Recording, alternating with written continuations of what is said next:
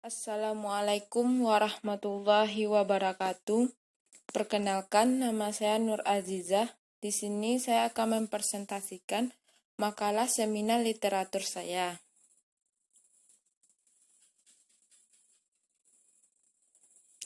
Yang berjudul Karakterisasi Edible Film dari Pati Jagung dengan penambahan nanoemulsi minyak pala sebagai pengganti plastik biodegradable.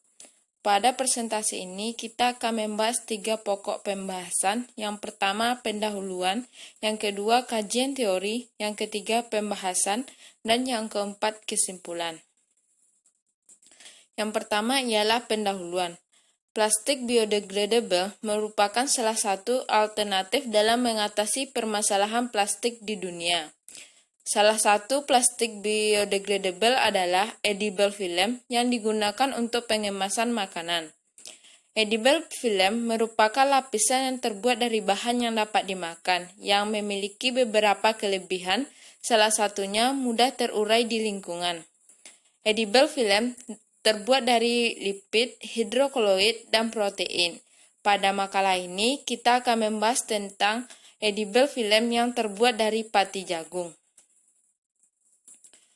Adapun tujuan penulisan dari makalah ini ialah untuk mengetahui karakterisasi edible film dari pati jagung dengan penambahan nanoemulsi minyak pala sebagai plastik biodegradable. Sedangkan manfaat penulisan ialah untuk memberikan informasi bahwa pati jagung dapat dijadikan plastik biodegradable sebagai pengganti plastik konvensional dalam pembungkus makanan dan sebagai tugas akhir dari mata kuliah seminar literatur. Yang kedua ialah kajian teori. Pada kajian teori, kita akan membahas yang pertama, plastik. Plastik terbagi atas 2 macam, yaitu plastik konvensional atau sintesis dan plastik biodegradable atau plastik bioplastik. Plastik konvensional atau sintesis merupakan polimer sintesis yang terbuat dari petroleum atau gas alam yang sulit terurai oleh pengurai dan dapat didaur ulang. Plastik ini merupakan plastik yang biasa kita gunakan dalam kehidupan sehari-hari, di mana plastik ini memiliki beberapa kelebihan, yaitu fleksibel, transparan, tidak mudah pecah, dan bisa dikombinasikan dengan kemasan lain, serta tidak korosi. Sedangkan plastik biodegradable dikenal juga dengan bioplastik, ialah terbuat dari polimer alam seperti pati, selulosa, protein, karet alam, dan sebagainya, yang mana lebih cepat terdegradasi atau terurai di lingkungan.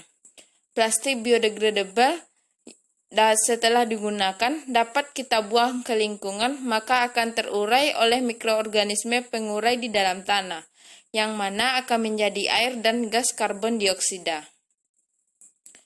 Selanjutnya ialah edible film.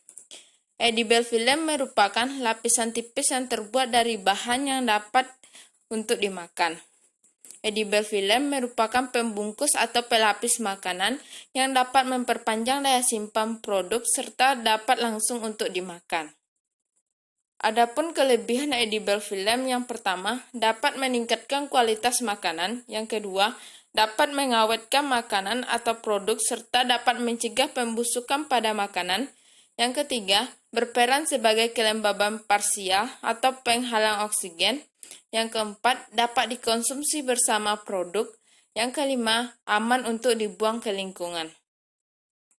Sedangkan proses pembuatan edible film memiliki beberapa faktor. Yang pertama, suhu, di mana suhu yang dibutuhkan untuk pembuatan edible film berkisaran 64,5 derajat Celcius sampai 70 derajat Celcius.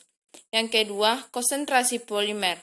Konsentrasi polimer pada pembuatan edible film memiliki pengaruh terhadap sifat fisik film, di mana semakin banyak konsentrasi polimer penyusun film tersebut, maka edible film yang dihasilkan akan semakin tebal. Yang ketiga ialah plasticizer. Plasticizer memiliki pengaruh terhadap sifat fisik dan mekanik edible film, karena dapat mereduksi sifat antar molekul dan dapat menurunkan ikatan hidrogen. Beberapa plasticizer yang paling umum digunakan diantaranya ialah gliserol, sorbitol, propilen glikol, polietilen glikol, dan oligosakarida dan air. Pada makalah ini kita menggunakan plasticizer gliserol. Yang ketiga ialah jagung. Jagung merupakan salah satu tanaman terpenting di dunia setelah padi dan gandum. Pati yang terkandung dalam jagung berkisaran 700,5 dari bobot jagung. Sedangkan untuk kandungan karbohidrat lainnya adalah selulosa, sukrosa, glukosa, fruktosa yang berada sekitar 1,3% dari bobot jagung. Pada tepung jagung terdapat karbohidrat 74,5%, protein 9%, serat 1%, dan lemak 3,4%. Pati jagung adalah pati yang memiliki kandungan matriks film. Kandungan amilosa yang tinggi pada pati jagung yaitu sekitar 25% sehingga dapat menghasilkan edible film yang lebih kuat. Pati terdiri atas dua jenis polimer glukosa yang mana yaitu amilosa dan amilopektin. Amilosa adalah struktur lurus dengan ikatan alfa 1,4D glukosa dan amilopektin adalah struktur bercabang dengan ikatan alfa 1,4D glukosa dan titik percabangan amilopektin merupakan ikatan alfa 1,6. Ini merupakan struktur amilosa dan amilopektin.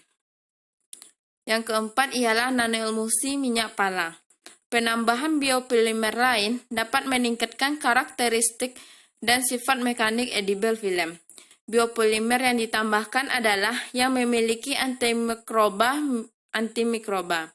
Minyak astiri salah satu pengawet alami yang memiliki antimikroba, yang mana dapat kita peroleh dari biji pala.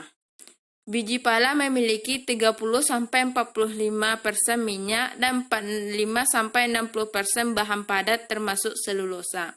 Minyak terdiri atas dua jenis yaitu essential oil atau minyak astiri dan fixed oil atau lemak. Pada minyak pala disebut juga dengan minyak astiri karena memiliki kandungan bioaktif kanfena dan antifungi yang banyak digunakan pada industri dan manufaktur. Dalam memperbaiki stabilitas kelarutan dalam air, minyak astiri dilarutkan pada fase minyak dalam air, dengan minyak pala sebagai fase terdispersi dan air sebagai fase penyebaran. Penggunaan nanoemulsi minyak pala sebagai penghambat antimikroba pada edible film lebih baik daripada penggunaan minyak pala saja. Yang ketiga ialah pembahasan. Pada pembahasan yang pertama kita akan membahas tentang ketebalan edible film.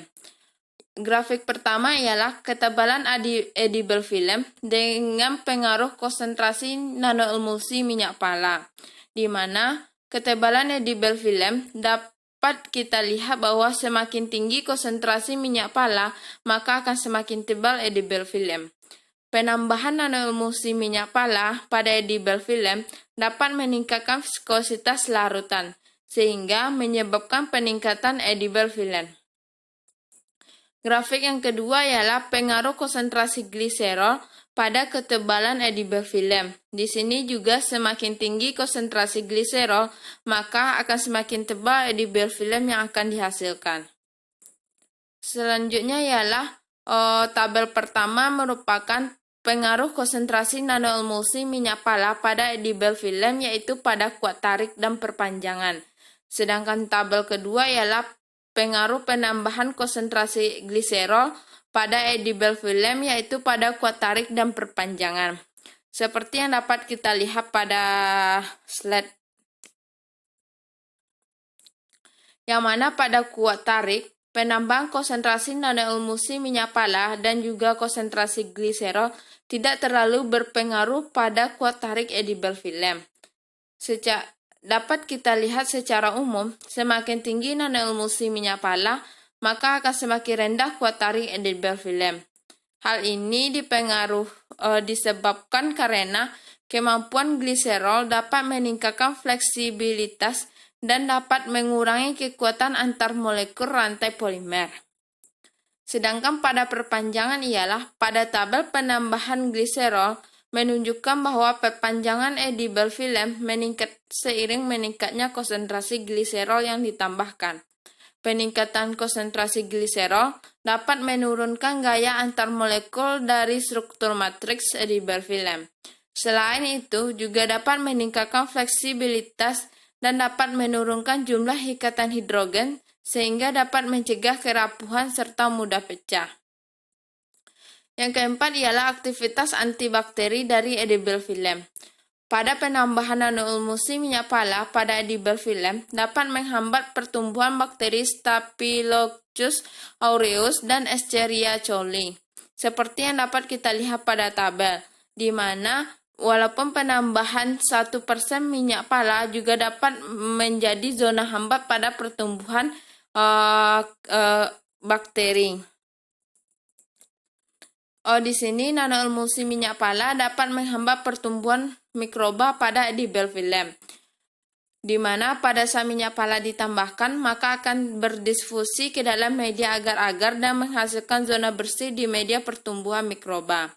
Adapun faktor yang mempengaruhi ialah ukuran area hambat adalah kepekaan organisme, media kultur, kondisi inkubasi, dan kecepatan agar terdisfusi. Diameter zona hambat tidak selalu meningkat sesuai dengan peningkatan konsentrasi bakteri. Selanjutnya ialah kesimpulan. Pada makalah ini dapat kita ambil kesimpulan yang pertama, edible film dari pati jagung dengan penambahan nanoemulsi minyak pala dan menggunakan plasticizer gliserol memiliki karakterisasi sebagai plastik biodegradable. Yang kedua ialah pembuatan edible film dengan konsentrasi 1% nanoemulsi minyak pala dan 30% gliserol menghasilkan kekuatan tarik 18,3, elongasi 69,44 dan tebal yaitu 0,084. Sedangkan penambahan nanoemulsi minyak pala pada edible film dengan konsentrasi 1% telah mampu untuk menghambat pertumbuhan bakteri Staphylococcus aureus dan Escherichia coli. Demikianlah presentasi dari saya. Salah dan janggal saya mohon maaf. Assalamualaikum warahmatullahi wabarakatuh.